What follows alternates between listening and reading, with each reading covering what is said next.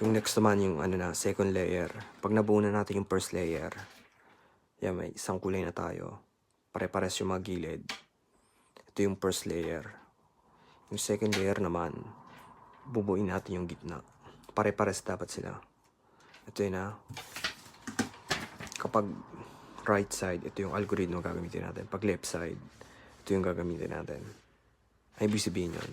So, ganito hawak nyo. Nasa taas yung nabuo nyo. Hahanap kayo ng T. Ayan, T. Pag may nahanap kayong T, titignan yung baba. Yung baba, blue. Nasa left siya, di ba? Ito, left. Left yung gagamitin natin. Ayan na, T. Tapos yung sa baba, blue. Ito na, gagawin natin algorithm. D, L, down prime, L prime. D prime, F prime, D, F. Ayun, pares na sila. Ito tandaan nyo D, L, D prime, L prime, D prime, F prime, D, F.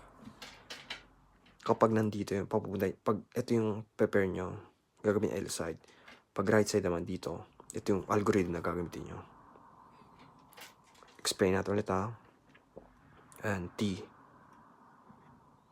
Lalagay natin dito. Kasi green, di ba? Sa baba green. Ito yung indicator natin. T. Tapos yung sa ilalim, dito. Okay, gagawin natin yung right side. Right side D, D prime, R prime, D, R, D, F, D, D prime, F prime. Ayan. Nandito na, pares na. Next naman, hanap tayo ng T. Ito, may case naman na ganito.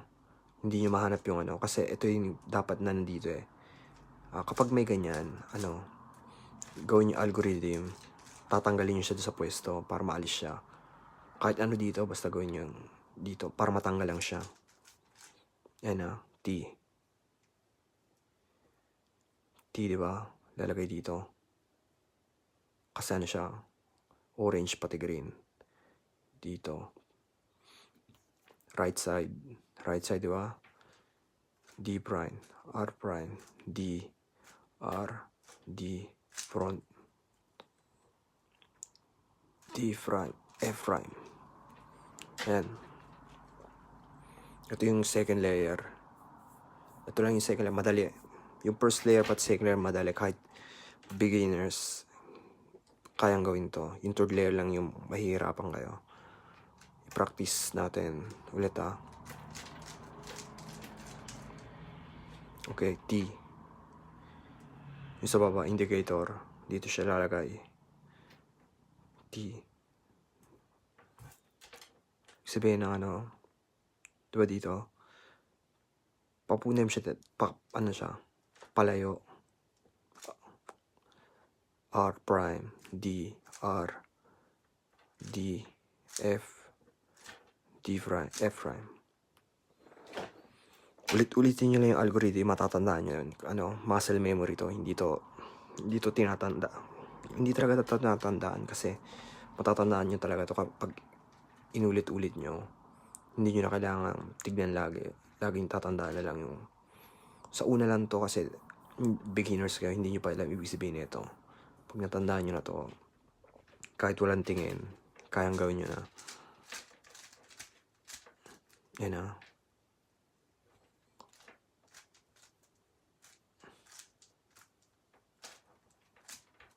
May iba ring move na ginto. May pa ganun.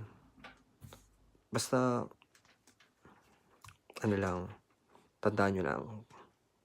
Marami ring ibang